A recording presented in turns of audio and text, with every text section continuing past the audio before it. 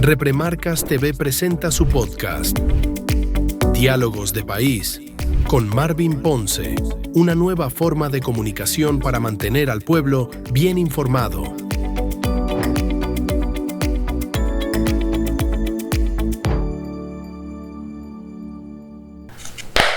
Buenas noches, buenas tardes, buenos días, según donde los escuchen.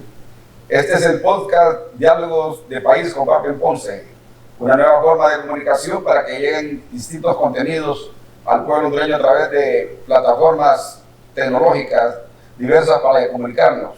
Este podcast es de carácter político, económico, científico, con académicos y expertos. El día de hoy, pues, iniciamos estos podcasts para poder comunicarnos con el pueblo hondureño. Hoy tenemos de invitado a un viejo amigo, a un gran revolucionario, a un gran luchador, a un gran académico, a un gran profesional y a un gran idealista, diría yo, al doctor Jorge Nelson Ávila. Buenas noches, buenas tardes, doctor. Buenas tardes, ¿qué me cuenta? Este reencuentro con usted es importante en esta nueva comunicación. Sí, no, además nos conocemos desde hace infinidad de años. Así es, sí. Y además en una causa noble, no sé si usted lo que se acuerda cuando la Iglesia Católica, dado que cuando yo trabajaba, no es que trabajaba, todos sabemos, sí, claro que trabajaba, pero no pagado. Entonces yo era el representante del Servicio Universitario Mundial, SUM, que el SUM era perseguido en ese momento en países como Argentina, Chile, Uruguay, etcétera, etcétera, porque lo correlacionaban exactamente como una instancia relacionada pues con los procesos revolucionarios de la época. Y en realidad lo que nosotros hacíamos era contribuir con los universitarios, sea profesores o alumnos, ¿verdad?, que llegaban al país de uno y ellos no sabían de dónde podían obtener dinero para comer o alquilar. Entonces yo estaba relacionado con ese grupo a nivel internacional y les conseguimos a varios chilenos, nicaragüenses, salvadoreños, guatemaltecos, mexicanos, etcétera, etcétera. Y entonces conseguimos una donación para las madres solteras allá en la colonia. Para casas. Sí, para casas, y en aquel momento fueron casi como $100,000. Con la Pastora Juvenil de la Iglesia Católica San Maximiliano Colbe. Ajá, y se trasladó el dinero, ¿verdad?, directamente, porque nosotros, ni usted ni yo tocábamos el dinero, pero sí. Me acuerdo que andaba Rocío Tábora con nosotros, estaba Rolando Sierra. Todos ellos, sí, de la época. Martín creo que también andaba. Martín Pineda, y aquí termino.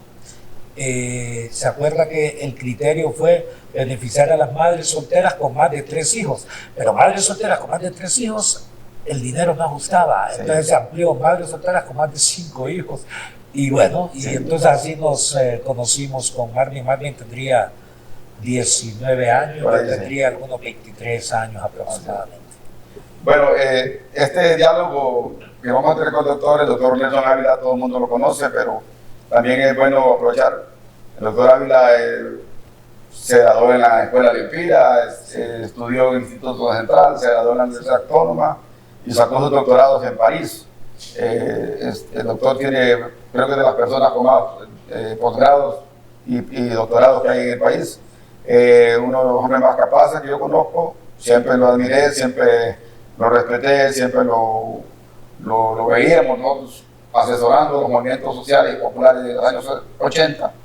El doctor, todo el mundo lo conocimos también cuando fue candidato a la decanatura de la Facultad de Ciencias Económicas, cuando estaba el compañero Motiño y otros compañeros de aquellos tiempos.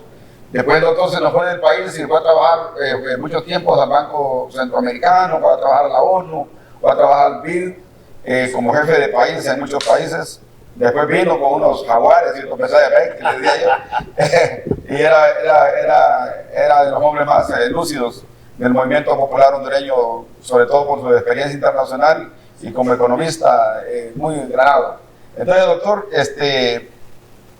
¿cómo fue su vida profesional? Así rápido, para que el público la conozca, porque A ustedes siempre entrevistan de la economía, del país, Sí. pero esta cosa queremos que lo conozcan también a Nelson Ávila, que no conoce a la gente. No, fíjense que mi vida en el exterior, porque en realidad yo, hasta la edad que me retiré de los funcionarios internacionales, más de la mitad de la vida adulta mía la había pasado en el exterior. Sí. O sea, trabajé para las Naciones Unidas aquí en Honduras con el Plan Especial de Cooperación Económica para Centroamérica, Sí. que fue el plan que fue financiado precisamente por varias instancias europeas inmediatamente después de haber terminado el conflicto bélico en El Salvador y al mismo tiempo en Guatemala, y que había necesidad en consecuencia de dar respuestas para desarrollar las mismas sociedades. A mí me tocó dirigir ese programa, después fui contratado, antes ya había sido contratado por las Naciones Unidas estuve en el África. África. Estuve en Burundi, porque Burundi después de la independencia se trasladó al bloque soviético de la época. Sí. Pero aproximadamente como en el año 87, 88, por ahí, dio un viaje, ya más bien tuvo relaciones con los Estados Unidos. Había necesidad de reestructurar todo el sistema educativo y las Naciones Unidas, entre otras personas, me contrató, estuve trabajando por ahí. Pero una de las mayores satisfacciones, ¿sabe cuál es, Marvin? En realidad, que como hondureño, yo fui presidente de la Asociación de Funcionarios del Banco Interamericano de Desarrollo, allá en Washington, y apenas tenía 2 años de trabajar en el banco, y en ese momento trabajar 2 años era como haber trabajado un día. La mayoría de la gente tenía 25, 30 años de trabajar ahí. Entonces, cuando me lancé a ser presidente de la asociación, había un estadounidense, también un brasileño, y yo dije, bueno, matemáticamente yo pierdo, porque casi la mitad del funcionariado en el BID era estadounidense, Ajá. o latinoamericano estadounidense, o estadounidense anglosajón y todo lo demás. Y Brasil era el país de América Latina y el Caribe que tenía más funcionarios Sí. ahí, y los hondureños apenas éramos como 5. Y entonces dije yo, Marvin, tengo todas las de perder. Y tenía un solo elemento por ganar, y lo exigí. Y entonces dije, como no me conoce toda la gente, porque en 2 años apenas yo había trabajado como para 5 o 6 países, ¿verdad? Panamá, Nicaragua, 2 países de América del Sur, etc. Y entonces exigí. En aquel momento no existía, obvio, Sí. los sistemas de internet, pero sí había intranet, Sí. ¿verdad? Que era un sistema Pero- operativo entre la institución. Pero ganó los dedos ahí. Hombre, exigí que el discurso fuese televisado entre todos los países inmediatamente a través del intranet. Y bueno, les voy a contar algo. De los 36 países en ese momento integrantes del Banco Interamericano de Desarrollo, gané 35. Bueno, se amarrió. Perdí en un país. ¿Sabe qué país perdí? En Honduras. El mío. El tuyo. El mío. Es una cuestión... Son los errores históricos, ¿no? Bueno, son cuestiones que uno reflexiona también sobre la naturaleza humana. Probablemente había compañeros funcionarios del BID aquí que estaban en territorio nacional y querían ir allá, y entonces tal vez... Pero usted fue el primero operador unitario aquí en Honduras. Sí, ¿O después? No, desde antes. Antes. Marvin, yo como estudié 2 carreras en la universidad, acá yo muy joven... Usted con contaduría pública y con economía, ¿va? Economía. Yo fui muy irresponsable en realidad, pero yo diría que mis profesores, porque en ese momento la mayoría de los profesores eran extranjeros, entonces yo tenía profesores de los Estados Unidos, de México, de Nicaragua, peruanos, eran muy buenos profesionales. Y en aquel momento el jefe del departamento era decidido por el claustro de profesores, ¿verdad? Ajá, claro. Y entonces yo ingresé como profesor por hora y llego a la reunión del claustro de profesores y de repente una de las personas que había sido profesor mío propone que yo sea el jefe del departamento yo era un muchacho de 25 años, 25, 26 años, algo así. 25 años tenía en realidad. Y entonces, y de repente por unanimidad votan por mi persona y en cuestión de en menos de media hora yo soy el jefe de los que habían sido profesores míos. Pero porque, John Wong fue profesor compañero suyo. Él fue profesor mío. Profesor suyo. Fue profesor Román mío. Valladares. Román también. Perdón. Marcial Solís. No, con Marcial éramos contemporáneos. Leticia Latay. Eran muy buenos profesores. Sí, buena ellos, sí. Pero también Raimundo Navarro Briones, un mexicano buenísimo. Chuck de Holmes, era de los Estados Unidos, también fue profesor mío. También por Nicaragua tuve como 3 profesores muy buenos, definitivamente, de la época, y varios, de forma tal que comencé mi carrera profesional cuando yo fui jefe de departamento en la Facultad de Ciencias Económicas. Ya era funcionario del BESI. Y adelanto, todos los cargos que yo tuve, ninguno fue por representar a un gobierno. Me lo gané. Porque hice examen para entrar al banco. Luis Zelaya fue alumno suyo. ¿Quién? Luis Zelaya. No. No, ¿verdad? No. Pero es que Luis es del área de ingeniería de sistemas. Ajá, pero estuvo también en la Facultad de Economía también, dio clase un tiempo, ¿verdad? No lo sé de Luis Zelaya, el candidato del... Sí. No, en realidad tal vez no coincidimos en esa época. Con quien sí coincidimos fue con 2 personas que fueron profesores, al menos durante ese periodo, en ingeniería. Ellos eran ingenieros, o son, en el área de ingeniería industrial. Uno es el expresidente Carlos Flores Facusé, que fue profesor en la Facultad de Ciencias Económicas un periodo como ingeniero industrial, y quien también daba clases era Salvador Narrala. Bueno, fue parte de nuestra experiencia. Bueno, doctor, entonces quiere decir que usted fue catedrático, fue alumno, fue catedrático, fue jefe de profesores, se fue para el exterior, trabajó con organismos internacionales. Y políticamente en los movimientos sociales universitarios, de estudiantes, sí, vea, ¿cuáles fueron sus luchas más cercanas? En los años, ya en la universidad. Cuando empezó aquella cuestión de la lucha contra la cuestión de la Florida. Sí, todo eso. Con Roger Izarra, ¿no? Sí, con Roger. Sí. Son momentos interesantes dentro de nuestra historia humana. En realidad, yo le diré, creo que mis compañeritos de 12 años cometieron un error conmigo cuando desde muy joven me eligieron presidente de curso, y entonces yo fui presidente de curso ahí en el glorioso Instituto Central durante todos esos años, porque yo estudié para ser perito mercantil, no bachiller. En ese momento a la universidad solamente podían entrar bachilleres, ¿no? Los bachilleres no. No, hasta 1900. Ni los maestros podían entrar. Ni los maestros. Sí. Fue hasta inicios de los 70s cuando se comenzó con ello. Y yo estudié para perito mercantil porque necesitaba trabajar. Claro. Entonces en realidad fui un trabajador estudiante. Pero ahora en contaduría, ¿en qué área? Yo fui... ¿La práctica trabajó no? ¿Acá tiempo? Trabajé con varias empresas de auditoría, pero al mismo tiempo trabajé con la compañía petrolera Chevron en el departamento de contabilidad. Pero políticamente los movimientos sociales... Y políticamente, después de ello, como dirigente estudiantil, que me permitió también ingresar a los movimientos sociales. Yo fui dirigente estudiantil que luchamos contra la guerra en Vietnam, se cesase la guerra en Vietnam. Y de los hippies. De toda esa época, aunque no seguía algunas cuestiones de los hippies. El mensaje de paz, sí, pero nosotros, yo nunca fumé ni, como dicen, ni la comercial ni la otra. Nunca. Entonces, yo también, con los años, también fui, y ahí también usted observó, así formé parte, a través de la Fundación Friedrich Ebert Stiftung, ¿verdad? La socialdemocracia alemana, contribuimos a capacitar a organizaciones sindicales, organizaciones campesinas. No sé yo si nos escucharon, porque ahora que observo en la historia algunas experiencias y traiciones y todo, digo yo, bueno, somos corresponsables de las cosas buenas y también de los errores. De acuerdo, todos los programas que daban en la Fundación Ebert. Ahora bien, volvamos a tener en esta realidad que estamos viviendo.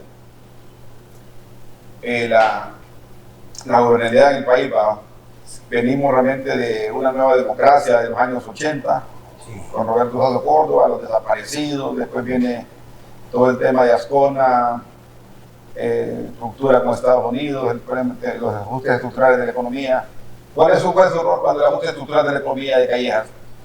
¿Creía que era correcto? ¿Era necesario? No, yo siempre me opuse. ¿Cuál fue su planteamiento en esa época? Yo siempre me opuse a este planteamiento porque como economista deberíamos entender que el mercado no lo hace todo, ni es todo. Es más, las dos grandes crisis mundiales por las que ha atravesado el capitalismo desde su surgimiento como modo de producción dominante en el mundo a fines del siglo XVIII, la primera gran crisis fue en 1929, 1932, 33, y la segunda fue en 2008. Y ahí se necesitó del Estado para reequilibrar la economía. Todo el mundo lo sabe. El gobierno de los Estados Unidos tuvo que intervenir, lo mismo que el gobierno de Obama tuvo que intervenir en esta última crisis. Y aquí no le pagamos también a las bolsas de valores que quebraron. Totalmente. Aquí pagamos a los bancos que quebraron. Totalmente. Aquí pagamos también las financieras que quebraron, Interfinsa y toda aquella cuerda que hay. Y el que asume todo eso finalmente es el Estado. El Estado. Entonces es falso que hay una, diríamos, dicotomía o una acción contraria entre mercado y planificación. Hay que planificar. Las sociedades más desarrolladas han planificado, pero estratégicamente, pero hay que poner a personas que saben sobre planificación y sobre estrategia, me explico. Usted estaba en la primera época de joven estudiante o joven profesional cuando el Plan Nacional de Desarrollo de Osvaldo López Arellano. Sí. ¿Cree usted que fue un buen plan ese? Sí. ¿El consular era bueno? Vea, le voy a decir algo. Lamento que el general López Arellano haya dado un golpe cruento, lamentable. Como niño yo tendría 10 años aproximadamente y yo recuerdo haber visto varios seres humanos, en este caso la policía, la Guardia Civil, muchos de ellos asesinados. Recuerdo esa experiencia. En el 63. En el 63. Y entonces yo siempre generé una especie de aversión con respecto a todo lo que era ofensiva de esa naturaleza dentro de una república. El Osvaldo que da el golpe en 1972, ¿no es cierto? En los 2 años que estuvo Monchito Cruz, ¿verdad? Del 70 al 70. El Pacto de Unidad Nacional. Sí, entonces da un golpe militar y yo por alguna naturaleza con respecto a los golpes no los apoyo. La diferencia es que esta segunda etapa apareció más bien, en mi opinión, con el gobierno más progresista que hemos visto en infinidad de años, y era un gobierno de excepción. Uno de ellos fue haber elaborado el Plan Nacional de Desarrollo 1974-78, tengo una copia de eso. Y fue un esfuerzo de planificar el desarrollo de la nación, que eso es capital. Esa enfermedad me quedó porque yo he escrito como 2 planes de desarrollo, el de 2001, 2006 y estoy terminando otro. Entonces,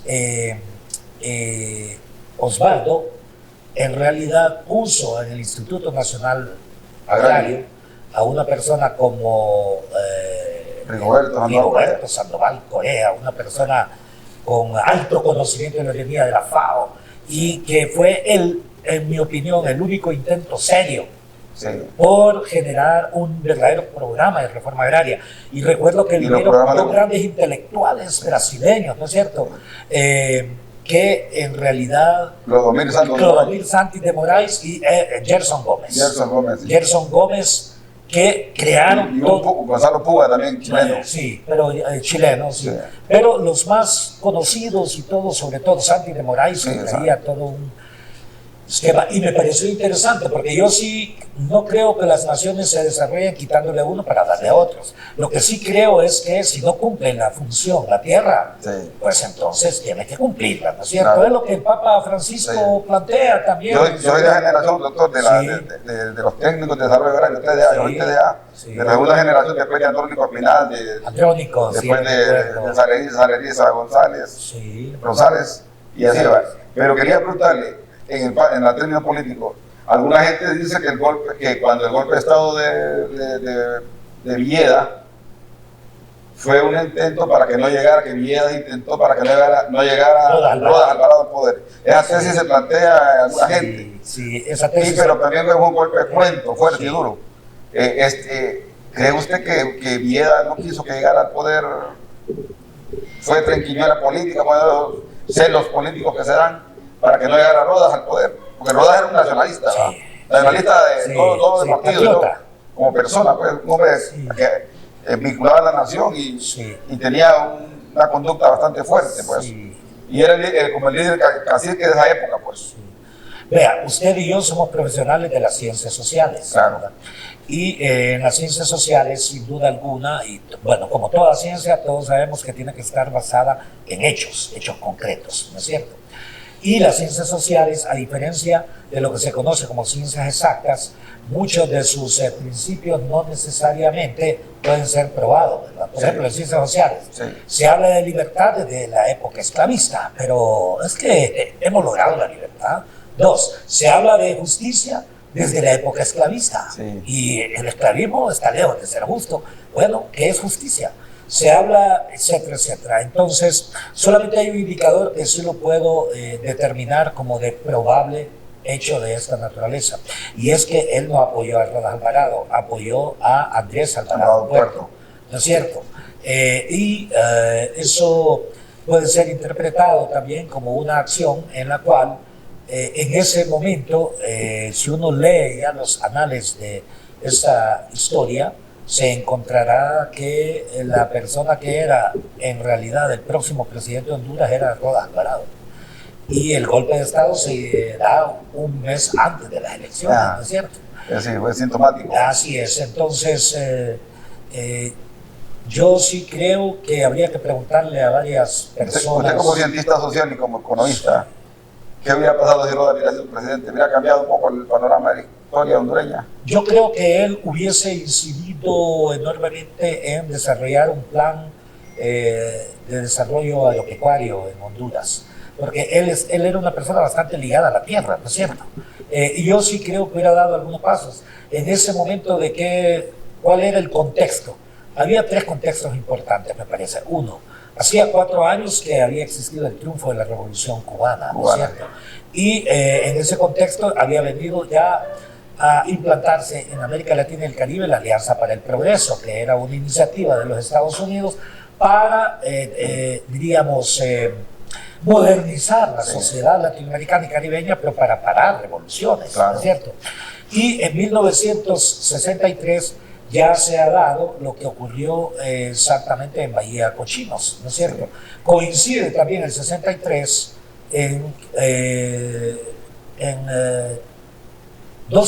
un mes después del golpe de Estado se da el asesinato del presidente John F. Kennedy, ¿no es cierto? Entonces, son contextos. Sí. Y además es interesante que veamos que en ese momento Vietnam prácticamente no existía como guerra. Es después del asesinato de John F. Kennedy quien se oponía al reinicio de las actividades en Vietnam, porque Francia había perdido en Dien Bien Phu, ¿no es cierto? En Dien Bien Phu, 1954. El Partido Liberal siempre se ha reivindicado de que hizo la reforma agraria, el seguro social, la cuestión de las políticas sociales de gran nivel, pero también coincide con los elementos que te planteaba, con la cumbre de Punta del Este, ¿verdad? De la posguerra, posrevolución desde los 59 de Cuba, que prácticamente la Alianza para el Progreso fue un proyecto contrarrevolucionario. Me acuerdo que a los campesinos les llevaban pollo, les llevaban maíz, leche, nos daban a nosotros en las escuelas, una leche pedorra que decían. Bueno, fíjense que a mí no me ocurría ese efecto biológico, pero sí, pero le adelanto que sí me gustaba esa leche con trigo y un pollo y queso y todo.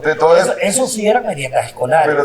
Pero todos esos pollos sí me acuerdo yo que era, pero en el fondo era llenar el estómago de los campesinos, de la gente pobre, para que no se revolviera. Claro. Pero lo que, volviendo al tema, los liberales... Aunque hay una equivocación, usted lo sabe muy bien, porque ahora hay un montón de personas que se dicen socialistas, pero que nunca han leído algunas cuestiones. Pero lo que usted plantea es entre lo que es la conciencia de clase y la situación de clase. Usted sabe que no hay necesariamente correspondencia entre situación de clase y posición de clase.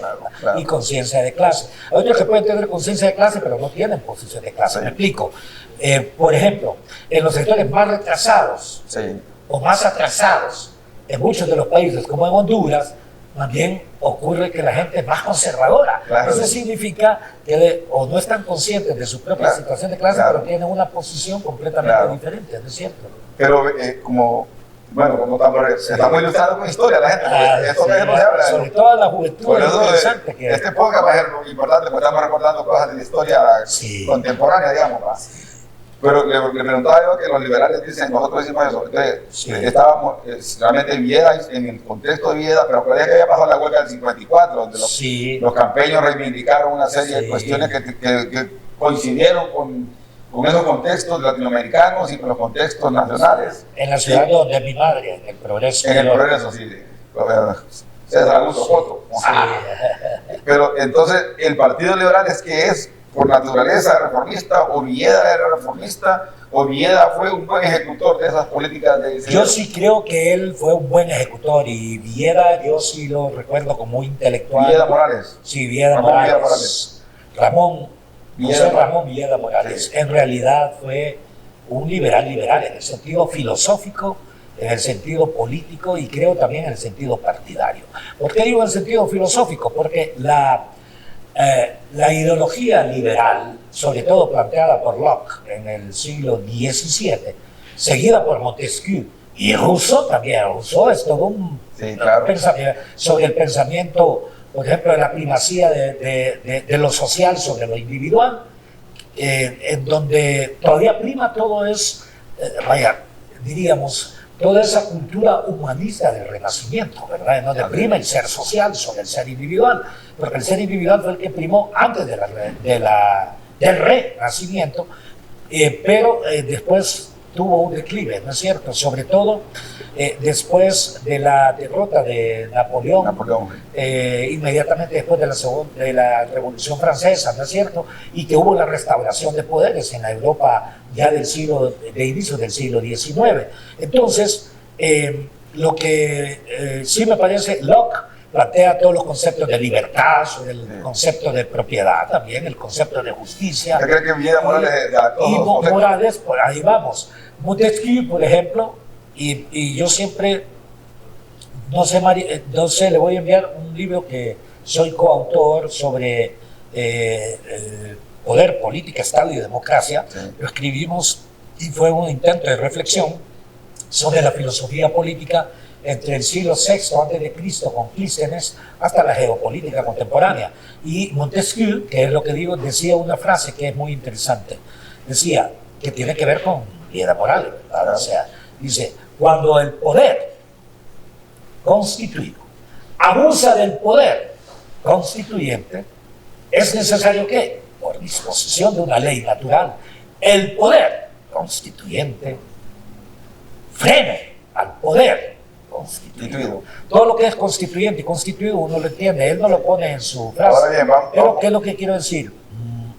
Vieda Morales, creo yo que seguía bastante esas ideas de la filosofía, que no, Morazán. Y esto que era médico, Morazán, era médico, que no era así es. político, no era sociólogo, no Así era es. profesor. Así es, y todos estos conceptos existieron antes de Morazán, antes de Bolívar, y fueron profundamente liberales en el sentido filosófico. Ahora, los partidos liberales que se forman después, hay gente que más bien es antítesis del Partido Liberal, porque son ultraconservadores. Otros desconocen el origen de lo que significa todo esto. Pero Vieda Morales, que era un intelectual y lector, en mi opinión, sí puso en ejecución desde el Estado una serie de... Del actual Partido Liberal, doctor, de los 4 candidatos del Partido Liberal que van ahorita a pelear de la presidencia, ¿cuál se asemejaría más a Vieda Morales?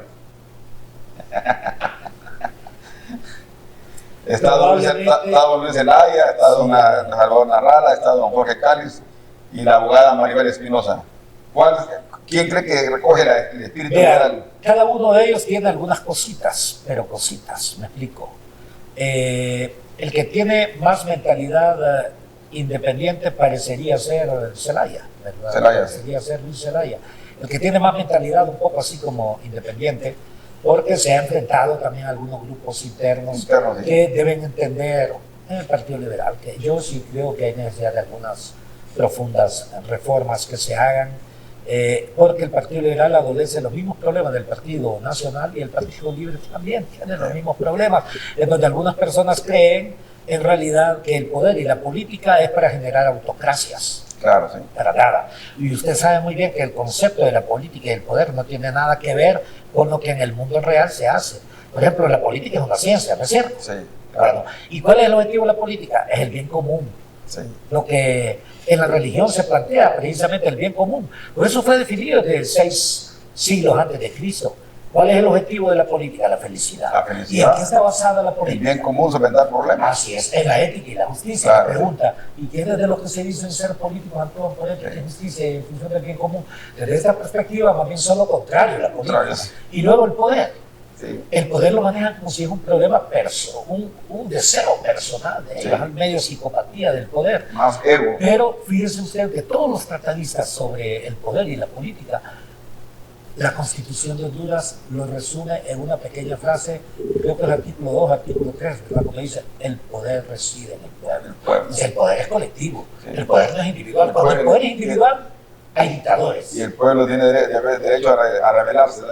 Claro, el artículo 3 dice, el pueblo tiene derecho a la rebelión. Ahora, ¿dónde está tu izquierda? Ahí es interesante. ¿Dónde está tu... Estamos siendo gobernados por la izquierda hondureña. Yo sé que Todo es usted, relativo. usted jaló un montón de votos, la juventud le dio lo que... He visto que la juventud se siente muy complacida con usted. Usted sacó, sin logística, sacó más de 50,000 votos. Bueno, fue decretado 59,000 no sé cuántos. Pero Pero imagínese, todos sabemos muy bien cuánto fue. pero si hubiera tenido la logística electoral, ¿cuánto cree usted que le ha sacado usted? ¿Cuánto sacó de realmente? Imagínense, bueno, nosotros Andaría en los 80, 90,000 votos. le voy a dar un dato. Con el 37.5% del escrutinio en Cortés, ahora el departamento de Cortés Sí. es el de mayor votación, ¿verdad?, en todo Honduras, pero en aquel momento con el 37.5%, ¿sabe usted cuántos diputados llevábamos nosotros de los 20 Sí, en las primarias internas? 14. 14. Eso era el 70%. ¿Y sabe usted con cuántos nos dejaron al final? Por declaración del CNE. 0. Matemáticamente eso era imposible. Sí. Imposible, como era imposible. en Entonces, le realidad, repito, ¿dónde está tu izquierda? Mira. Porque mire, nosotros, usted y yo, independientemente de las diferencias que hayamos tenido de opinión alguna vez, porque es normal, ¿verdad? Pero venimos de la izquierda, sí. somos izquierda. Y hemos Muchas- llegado nuestra vida. Sí, Nosotros y muchos, llevamos la y vida muchos, en la ¿verdad? que los 70. Ahora, esa es la izquierda que queríamos que nos gobernara. Estamos complacidos, la pregunta va. Categóricamente, no. No va. O sea- y sus amigos, sus compañeros de lucha, Sí, ¿qué piensan cuando hablan hay con usted? infinidad de compañeros de lucha míos que dicen, fíjate Nelson, que algunos creen que están transformando la nación. Y bueno, y yo respeto que algunos crean todo eso, ¿verdad? Yo diré simplemente, usted sabe que ser de A o de B posición no significa un simple problema de voluntad, significa un problema de estudio. Por ejemplo, la gente progresista se caracteriza por estudiar la historia en forma crítica y autocrítica, pero comprometerse.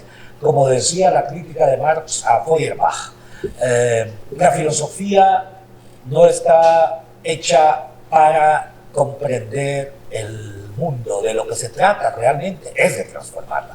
O sea, hay que comprenderlo, pero hay que transformarlo. Y ese es un tema que me parece importante. Y hay que recordar ¿Y esa base? de dónde viene la palabra izquierda y Sí. derecha. Es bueno decírselo a la gente, Sí, claro. ¿verdad? Bueno, antes se me viene Robespierre. Y Robespierre, ¿sabe usted cuál era el apodo de Robespierre? No. El apodo que le decía el pueblo. Ojalá, me encantaría que eso ocurriese en Honduras y en el mundo. ¿Sabe cuál era el apodo de él? El incorruptible. El incorruptible. El incorruptible. Más, le adelanto, el mejor amigo de él era el mejor orador de la época. Robespierre era orador, pero el mejor orador era Danton, Danton, que sí. aparece en nuestro Claro. himno nacional. Pero Danton, y era el mejor amigo, pero Danton cometió un error, se corrompió en el poder. Ah, ¿Y sabe usted lo que hizo Robespierre, siendo su mejor amigo? Cumplió con la justicia, lo envió al cadalso Ajá. en 1793 a la guillotina. ahí es donde está el tema de izquierda y derecha en Claro. el Parlamento. ¿va? El punto es que en el Parlamento los jacobinos, que era la línea de Robespierre, que era la línea más republicana, o sea, la conformación de una sociedad sin rey, Ese era el concepto de la República, se sentaban al lado izquierdo del Parlamento. En tanto que los girondinos de la región de la Gironde, de la Girona, de Francia, ellos sí partían de una república, pero también con participación del rey, algo así como existe en este momento en España o en Inglaterra. El primer ministro, exactamente. Las coronas. Y esto se sentaba a la derecha, de ahí es donde viene el concepto. Pero sí es importante que entendamos que la corrupción hace que se alíe gente de la izquierda, denominada izquierda, y gente de la denominada derecha. Porque Robespierre comete un error histórico, que no sé si usted se acuerda de él. Menos de 24 horas antes de que a él lo envíen a la guillotina, él era el principal conductor del proceso.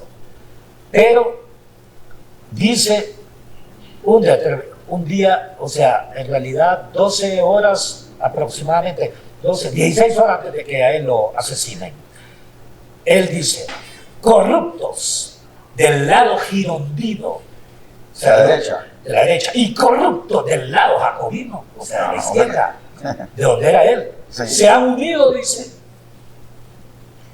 entonces para destruir la revolución. Y luego viene y dice: mañana daré los nombres.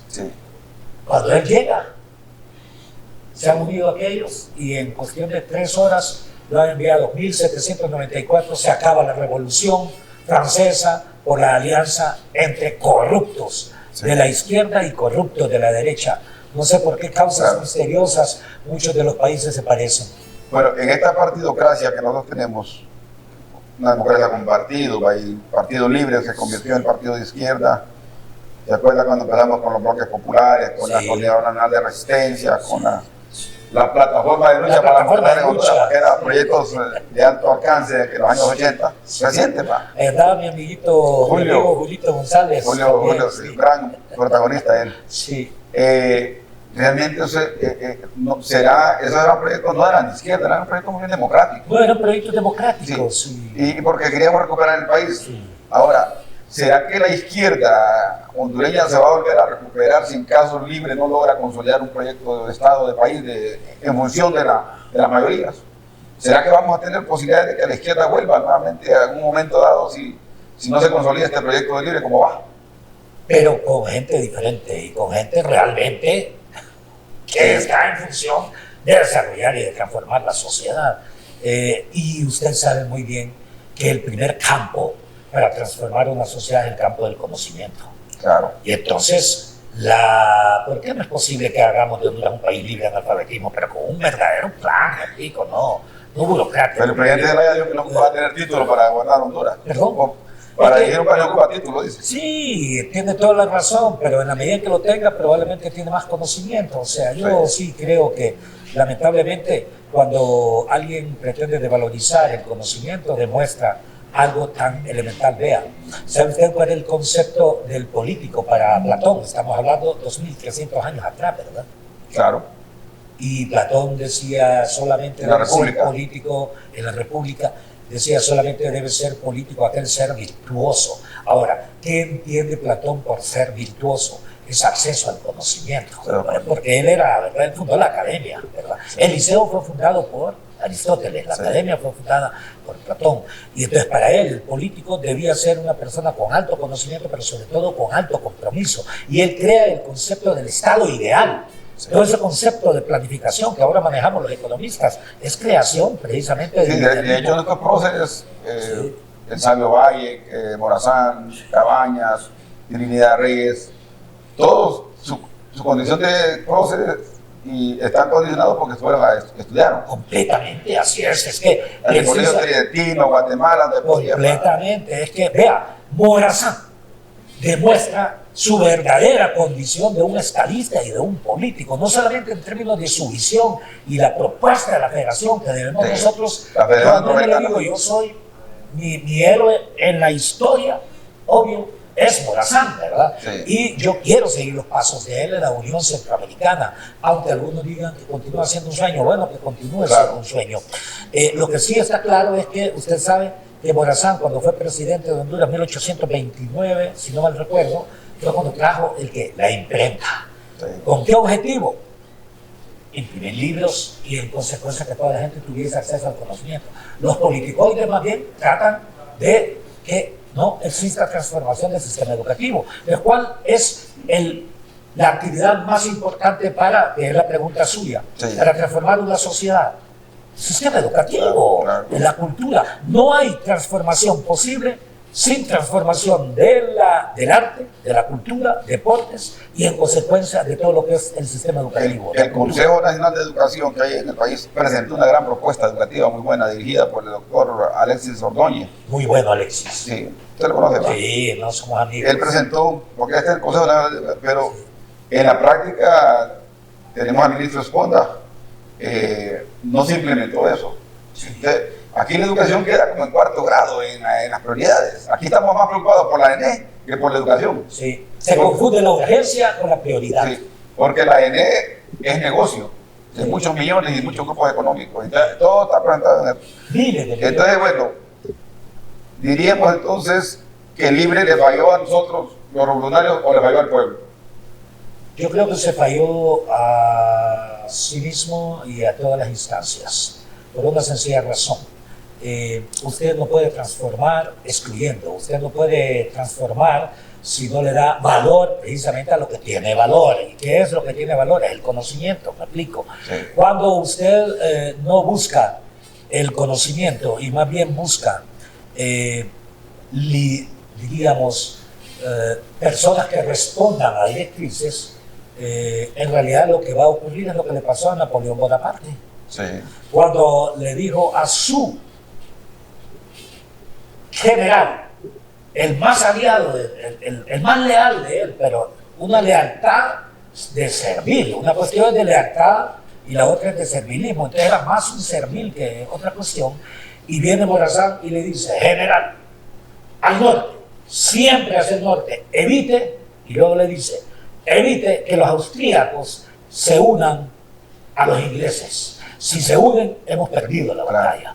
El tipo lo único que entendió fundamentalmente es que tenía que ir hacia el norte y llegó casi hasta Moscú.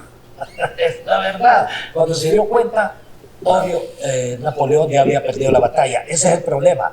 Cuando usted, en realidad... Yo lo quiero traer a la realidad más. A la realidad actual. Sí. Sí.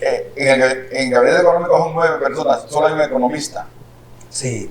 ¿Qué le dice a usted como economista eso? Que no le da importancia a lo esencial. Vea, para resolver usted el problema de la pobreza, generar riqueza, financiar un buen plan de alfabetización masiva, financiar un plan de reconstrucción o de transformación o de revolución educativa, financiar un plan de transformación del sistema de salud y hacer e invertir en inteligencia preventiva en materia de seguridad y en administración de justicia. Vea, solamente le hablo de 7 prioridades de esto. Usted necesita conocer sobre economía. Claro. Lo que pasa es que a algunos se les olvida que la economía hay es buenos una economistas ciencia. afuera todavía, hay buenos economistas en Honduras.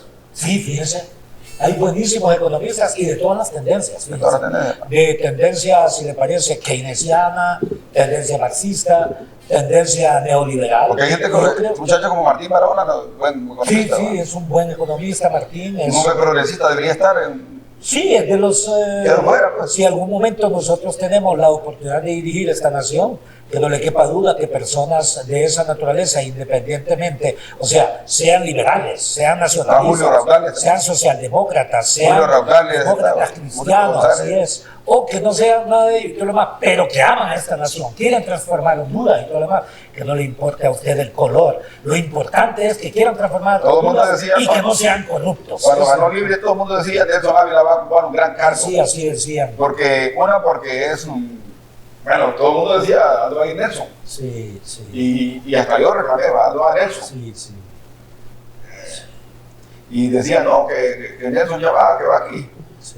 Y entonces habían, como dije, más de 15 cargos de economistas en Banprosi, el Banco Central, Finanzas, Gabinete Económico, la Comisión de Bancos y Seguros, la cantidad de puestos. Bueno, usted que ha estudiado economía sabe muy bien que los economistas se nos capacita para entender el mundo, ¿verdad? Y tenemos visión mundo. Pero usted por la vinculación con la izquierda y con el Partido Libre, porque usted es libre.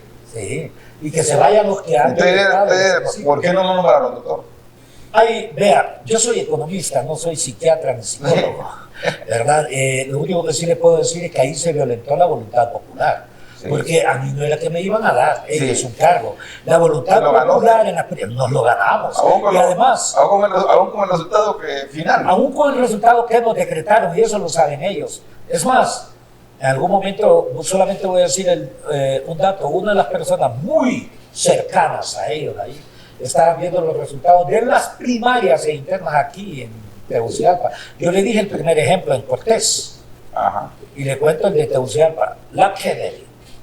Y si quieren que me les demuestre lo contrario, la Kennedy, Hato del Medio, San Miguel, la parte esta por la universidad. Sí, las clases medias trabajadoras votaron por usted. Pero también, ojo, la San Francisco, sí, la Francisco, sí. La Residencial Centroamérica, Colonia Centroamericana y algunos de todos estos barrios populosos, nosotros la ganamos. Claro. Ahora, ¿cómo hicieron aparecer las matemáticas? Es parte, en realidad... O sea que la cuota del 5 de julio no se dio. No, la cuota del 5 de julio que en realidad fue un voto popular, o sea, el pueblo votó. Pero ¿qué está diciendo que a usted lo propusieron que fuera ministro, embajador en Guatemala, ¿cierto? Sí, eso es cierto. Y no, y acaso el problema es que a mí me propongan, pues, yo, en realidad lo que yo reclamaba es que le dieran el derecho al 5 de julio. Al movimiento. Ah, sí. Era Nelson. No era Nelson Ávila, así que yo rechacé. No era una chamba la que ocupaba Nelson. Sí, no era chamba. Además, usted sabe muy bien que las mejores embajadas están en un acuerdo de cogobierno con el Partido Liberal, con cierto sector del Partido Liberal. Ajá. Y las embajadas, las más importantes de Honduras, ¿en manos de quién está? Sí. Y también hay un cogobierno desde hace tiempo con cierto sector que en el mundo así real se pelean con la gente del Partido Nacional y con la gente del Partido Liberal, pero están en cogobierno. Es más, ese cogobierno existe desde la época con Juan Orlando Hernández. Y ahí no tienen representantes del Partido Libre en el Registro Nacional de las Personas, en el Tribunal Superior de Cuentas, en el Tribunal Supremo Electoral que había en aquel momento, ahora Consejo Nacional Electoral, en el Tribunal de Justicia Electoral, Instituto de Política Limpia, Instituto de Acceso a la Información Pública, la Fiscalía y la Corte Suprema de Justicia. Una repartición. Claro, una repartición desde la época de Juan Orlando. ¿Y quién? Los grupos que dominan al Partido Libre, que dominaban al partido y que dominan al Partido Liberal y los que dominan al Partido Nacional, los grupos. Ahí los partidos, la inmensa mayoría de la gente es buena.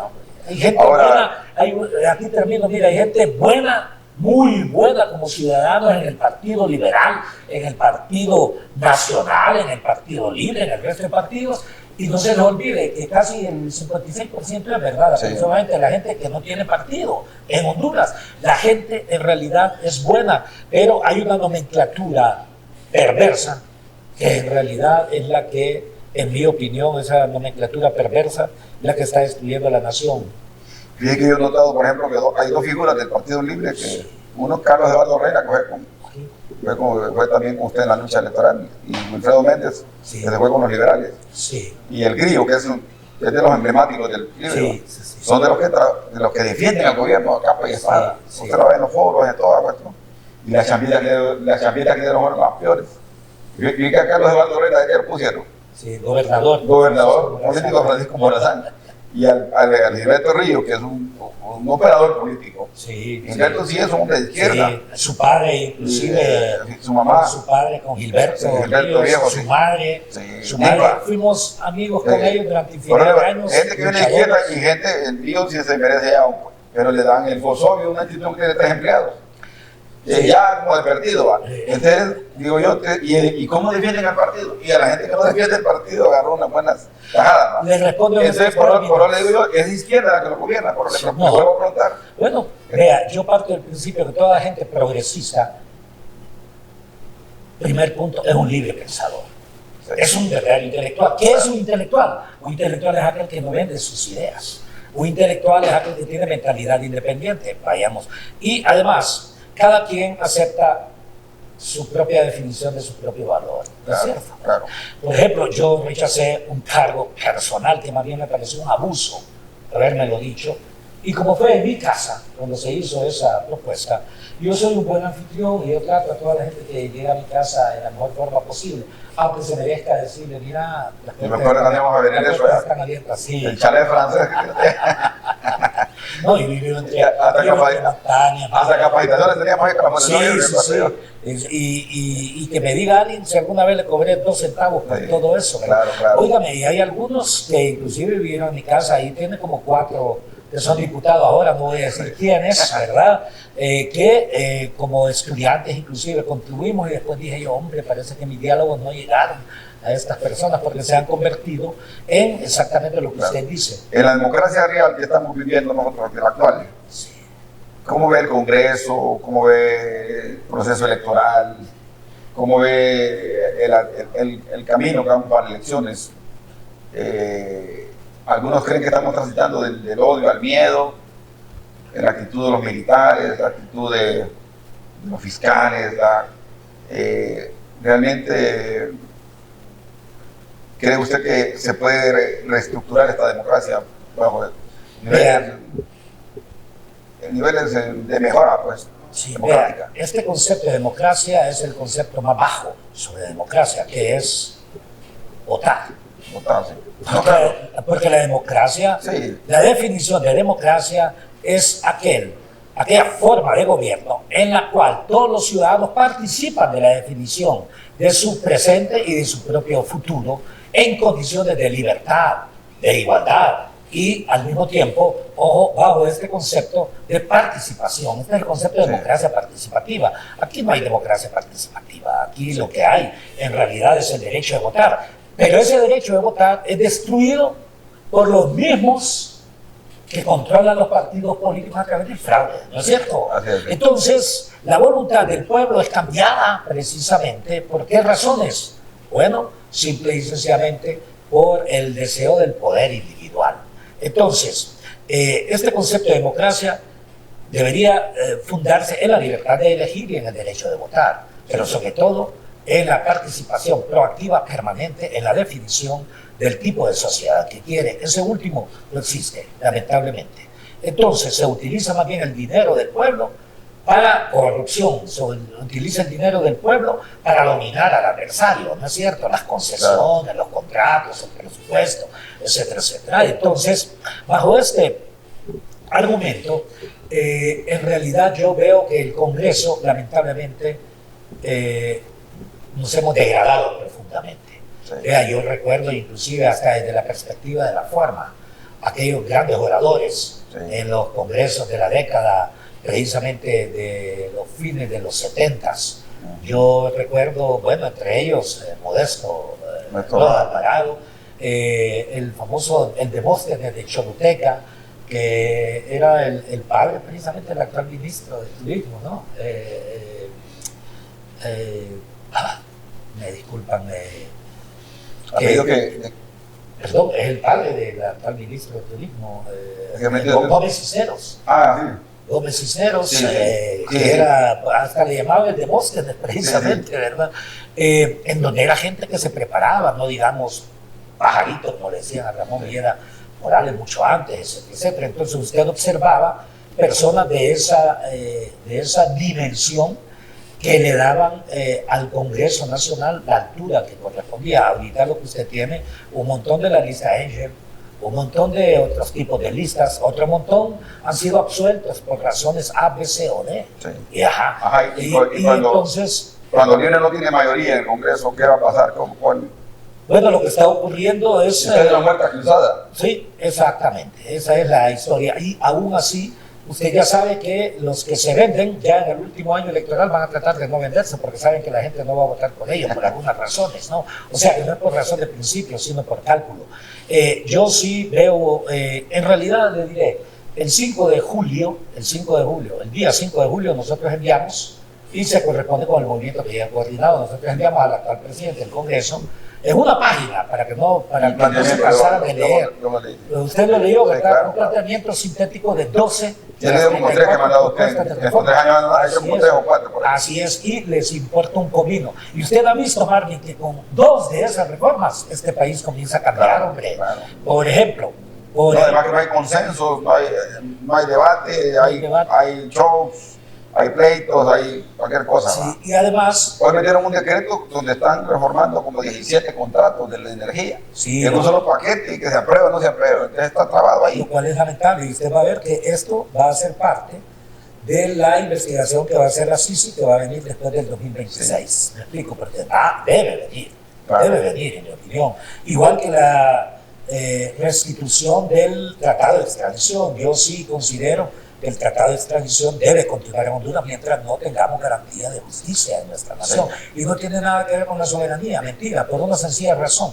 Porque la soberanía se demuestra. Por ejemplo, le voy a decir, ¿por qué? En una forma correcta, la Presidenta de la República sí publicó lo de la CAF. Sí. Y la CAF existe, ¿no es cierto? Honduras como miembro de la CAF. Porque la Constitución dice, y ahí es donde falla el Congreso, la Constitución dice que las resoluciones adoptadas en el Congreso tienen que ser trasladadas al Ejecutivo a más tardar 3 días después, ¿verdad? Sí. Perfecto, para su publicación en la Gaceta. Y se publicó. Y se publicó, perfecto, aunque no fue ratificada el acta. Sí, es que lo que vale la aprobación. Ajá, sí. Así es. Sí, la aprobación se aprobó. Así es, se aprobó y es correcto. Sí. Por eso yo digo que ella hizo lo correcto. Claro. Pero me hago la siguiente pregunta. Ahí se aprobó el hecho de que las sedes no existen constitucionalmente desde su origen, porque así fue como normalmente se había adoptado en el seno del Congreso. ¿Por qué no se hizo lo mismo? Ya que fue una resolución y todos dicen, es que no se aprobó el acta ya correspondiente. Bueno, pero la resolución se adoptó. Sí. Entonces, ¿por qué no se hizo lo mismo con lo de la CAF? ¿Me explico? Entonces, porque la CAF sí se aprobó y lo que no... Ratificar un acta es una opción. Así es, lo mismo que lo de las sedes. Sí. ¿Verdad? Entonces, aquí tenemos un serio problema. Además, el acta lo que sirve no es para cambiar, sino la decisión es para corregir algún error. Exactamente. Gramatical o conceptual que haya quedado mal definido de lo que se dijo en la reunión. Es más modificaciones de forma. Bueno, y volviendo al tema político, Nelson Ávila y su 5 de julio... Vamos a participar en las generales. Pero en su movimiento se llama 5 de julio Libre Migrantes. Sí. ¿Usted se sigue siendo de libre? Sí, claro, como le dije yo, que se vayan los de Libre que violentan los principios y objetivos del Partido Libre. Vea, inmediatamente después del golpe de Estado, a usted lo miré, ahí. Claro. Yo a las 6:15 estaba frente a las banquetas que estaban ahí por lo Prosuma, que no volvieron a aparecer mucho. Sí. Ya a las 6:15.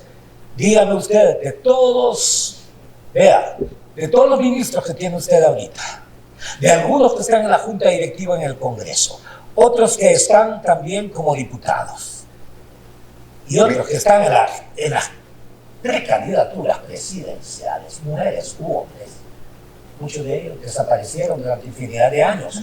Nosotros sí demostramos valentía. En la calle lo vio usted, vía Rafael Tomé, vía Carlos Eduardo Reina, vía Beatriz Valle, a Rafael Barahona, a Rizzi nunca la vi en la calle. Así es, apareció hasta... apareció hasta 4 o 5 años después. Sí. Y esto es parte de las historias. Cuando Rizzi dice que nos gasearon, no. Sí. Creo que hay que ser objetivo, ¿eh? Porque yo creo que sí ha sido directivo del partido desde que se fundó. Sí. Y eso no lo vamos a quitar. Sí, y es una buena dirigente. No, pero es que la historia, aunque le molesta a la gente, entonces, al final realmente los que hacen la guerra no la ganan. La ganan otros para cuando se conquista el poder. Entonces, bueno, ahora bien. Pero no ocurrirá ese fenómeno porque el movimiento 5 de julio continúa en el Partido Libre porque la Constitución de la República es clara con respecto al derecho de asociación y libertad de asociación. Nosotros vamos en alianza con el Partido Migrante Hondureño, que ya presentó toda la documentación desde hace 5 meses. Se está conspirando para no darle en realidad la personería jurídica, pero también para ello necesitamos de una instancia que sea de derecho, ¿no es cierto? Tiene que ser un partido. Claro, doctor, pero usted sabe cómo se escriben los partidos en Honduras. Claro, yo lo sé. Usted que tengan la firma, que tengan todo. Sí, yo lo sé. Entonces, ¿qué pasaría si no se inscribe el Partido Migrante? Entonces, ¿qué va a hacer con Nelson Ávila? Tenemos Tres opciones. Tres opciones más. Tenemos tres opciones. O sea que vamos a ver a Nelson Ávila en la palestra En las pública. generales van a ver, aunque nos quiten la primera opción, la segunda, la tercera, la cuarta no nos la podrán quitar. Y ahí estaremos. ¿Y por ¿Y qué? usted cree que la gente lo sigue siguiendo a usted la base? La juventud, yo le garantizo, no menos del 40% del Partido Libre va a votar por su servidor. ¿Verdad? Sí. Y le voy a decir, la mayoría de la juventud que no ha votado, ni por primera vez, ¿sabe usted cuánta cantidad de jóvenes no han votado ni por primera vez en este momento? Perfecto. Que nosotros logremos que el 30% de los jóvenes voten por nosotros, pero al mismo tiempo que logremos impactar en aquellos que nunca votan, Sí. que un 10% de ellos, más los liberales que yo sé que van a votar por nosotros, van a votar nacionalistas decentes también por nosotros, usted lo verá. Pero usted Más, con eso ganamos Pero nosotros. usted promovía antes de que le ganara las alianzas, me acuerdo. Sí. Y la alianza se conformó y Sí. él no participó, Sí. pero al final la alianza no fue lo que usted esperaba, ¿no? Bueno, yo le voy a decir. La alianza ha hecho gobierno, ¿va? Sí, yo le voy a decir, lo que yo pensaba era una alianza por convergencia, no por identidad ideológica. Ahí va a estar gente de todos los partidos, pero ponerse de acuerdo en un plan de gobierno consensuado y también un ministerio consensuado. Y usted muy bien dice, el primero que habló sobre la alianza fue exactamente una semana después de las fraudulentas elecciones primarias e internas del 2021. Yo recuerdo que a un lado yo tenía a Luis Zelaya y a otro tenía a Salvador, porque nosotros fuimos los que conformamos todas estas instancias de lucha en ese proceso, en donde algunos que ahora dicen que son revolucionarios y socialistas, yo jamás los vi en esas luchas. Alguna gente quería verlo en el Partido Liberal, ahorita que fueron. Sí, que sí, se sí. sumaron ahí varios, Cáliz y Narrala, dijeron, Sí. o lo querían ver, bueno. No, yo recibí bastantes invitaciones de alguna gente. Y no, pero ¿por qué no quiso participar en las primarias de Libre ahorita? Por una sencilla razón, porque usé el 1% de mis neuronas.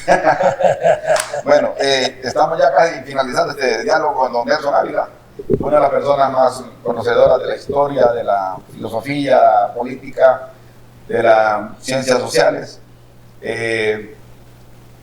¿Cómo ve realmente el panorama electoral del otro año, de las generales? Todo el mundo quiere medir el resultado por lo tradicional, ¿verdad? Sí. Libre, Partido Nacional, Sí. Partido Liberal. Pero ¿Cree usted mira, que hay condiciones para una cuarta fuerza? Yo sí creo que hay condiciones para una cuarta fuerza, porque el pueblo hondureño ya ha observado que ni el Partido 1, ni el Partido 2, ni el Partido 3 han resuelto sus problemas fundamentales. Y en mi opinión puede ocurrir una ruptura, un salto. Al menos nosotros estamos dispuestos a que, no a convencer a la gente, sino a persuadir que lo mejor es que no salga absolutamente nadie de los partidos que son corresponsables del caos, corresponsables de la crisis. Y yo sí creo en realidad en la sabiduría en algún momento histórico de los pueblos. Usted sabe que los pueblos hay momentos en donde se cansan tanto que toman decisiones. Claro. Ese fue el caso de la Revolución Francesa. Claro, bueno. Y creó el movimiento de sanidad nacional, ¿no es cierto? Sí. Yo sí creo que ese concepto que ellos usaron de salud nacional, yo creo que ya estamos en esa etapa también. Bueno, porque ahí en las encuestas, doctor, hay 66% promedio que no quieren saber nada de los partidos políticos. Así es. Obviamente, cuando va ganando la gente se va bajando, Sí. pero yo nunca he visto tanto abstencionismo o que la gente no quiera saber nada, ¿va? Claro. O sea, prácticamente estamos politizados porque es un tema obligado a la política, ¿va? Siempre estamos, o somos nosotros los que promovemos la política, nosotros. Claro, porque la gente ya se da cuenta. Pero la gente en la televisión no crea que lo ve, Sí. no ve a los canales políticos, a los políticos. La gente más bien los obvia, se pone a ver TikTok, Cierto. se pone a ver música, o se pone a ver películas. Cierto. Por eso es ahí el podcast, ¿va? Porque esto no puede ver en las redes sociales, ¿no? Sí, porque si fuera un canal no sabemos si lo van a ver o no. Sí. Y aquí lo vamos a meter por varias plataformas tecnológicas. Esa es la tecnología. Bueno, doctor, quisiera agradecerle pues, esta comparecencia conmigo en este primer espacio de dialogar. Nuestro productor Miguel Bonilla pues, nos ha abierto esta puerta para poder dialogar con este equipo técnico. No, pero muy bien, lo felicito, Marvin, porque Porque sus ideas, doctor, lo que hemos hablado hoy casi nunca se habla mucho en otros programas, ¿verdad? Por eso que el podcast tiene esa capacidad Y debemos generar un verdadero debate de ideas. Eso es lo que pasa. Sí. Los politicoides le tienen miedo a las ideas. A las ideas, claro. Entonces, estamos coincidiendo entonces que el Partido Libre no logró el objetivo que esperábamos hasta ahorita. Lamentablemente. El Congreso está atomizado y no es lo que esperábamos. También que en las elecciones puede aparecer una cuarta fuerza liderada por Nelson Ávila o otra gente, si puede haber una nueva corriente fuerte. Hay espacio para un outsider, para una nueva fuerza política que conviene con el pueblo, y también estamos conscientes de que el país ocupa todavía, tenemos corrientes de pensamiento novedosas para poder transformar el país. Y además que hay salidas. Hay salidas. Hay enormes salidas. Vea, este país nuestro lo han empobrecido, pero es un país en realidad donde tiene todas las condiciones para ser un país desarrollado, a condición de que nosotros lo querramos. ¿Sabe, doctor, que en el gobierno de Juan Orlando Hernández yo participé y hubo mucha corrupción y mucho despilfarro, pero nunca he visto tanto despilfarro como ahora? Hay 3 veces más prados alquiladas que cuando Juan Orlando. No, yo inclusive... Entonces uno dice, aquellos muchachos que andaban con nosotros con la camisa roja en la calle, ahora no se bajan de la Prado y creen que van a estar eternos ahí. Entonces, bueno, la conclusión que me da esto es que realmente nos permite pensar que todavía tenemos a un Nelson Ávila en la palestra. Hay un camino abierto, hay salidas para este país. Este país lo han robado cuántas veces y lo hemos recuperado de la CONADI, del canal interoceánico, las bananeras, pucha. Sí. Entonces, bueno, cuando está Nelson Ávila y Marvin Ponce, todo el mundo dice, bueno, ¿y qué onda con el vaso? Me dicen, jamás se... No nos el escenario. Muchas gracias. No, el escenario fue la gran puta. Porque ese vaso fue tan tremendo, bueno. Yo sí quería, cuando le dije a Miguel Ángel que usted va a venir, yo le dije, pues con Nelson me dice, siempre los saludamos cuando los vemos, le digo, no tenemos, pero sí le digo yo, cuando me toca hablar de él, yo hablo de además nos une lo esencial, nos une las ideas. Sí. Nos une nuestra historia también. Entonces yo quería aprovechar aquí, no para disculparme, porque usted sabe que, pero sí para reconocer que yo cometí un error en aquel momento histórico. No, y adelante. Yo creo la línea es siempre tratar de trascender para crear precisamente. Entonces yo quiero que me diga un abrazo, doctor. Hombre, adelante. Magnífico. Bueno. Conformemos la nación. Mire, traigo un libro que es conocido por usted, pero que coincide con esto. Se llama El libro de los abrazos. Son relatos cortos. Gracias. Muchas gracias. Eduardo Galeano, de los intelectuales realmente comprometidos con el pensamiento. Y bueno, se nos fue de la vida inexorable. Yo no sé si usted tiene el libro, pero dice que no. ¿Ah? Pero sí lo he leído en el... Sí. Porque tiene unos relatos cortos muy bonitos. Sí. A mí me encanta. Y dije yo, es coincidente con este reencuentro con eso. The Washington Post también. A los amigos que siempre nos han... Porque ese vaso me ha llevado distraído a mí. Quiero decirle que pues, somos dialécticos, ¿no? La Unión Ávila. Cometí aquel error él me disculpó en los tribunales, llegamos a consenso. Siempre pero cuando me preguntan a mí qué pasó con eso, es que yo en eso lo admiraba, lo quería, lo respetaba. Siempre lo respeté, siempre lo admiré por lo que le dije al inicio de ese favor. Por eso cometí ese error, ¿va? Cuando me dijo que iba a hablar. Pero bueno, eso se terminó atrás. Este podcast nos une por primera vez y nos permite avanzarnos. Adelante.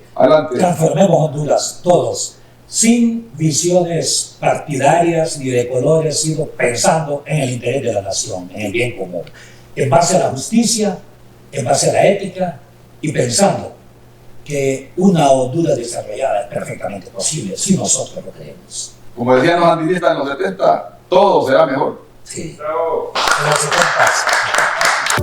Repremarcas TV presentó su podcast Diálogos de País con Marvin Ponce, una nueva forma de comunicación para mantener al pueblo bien informado.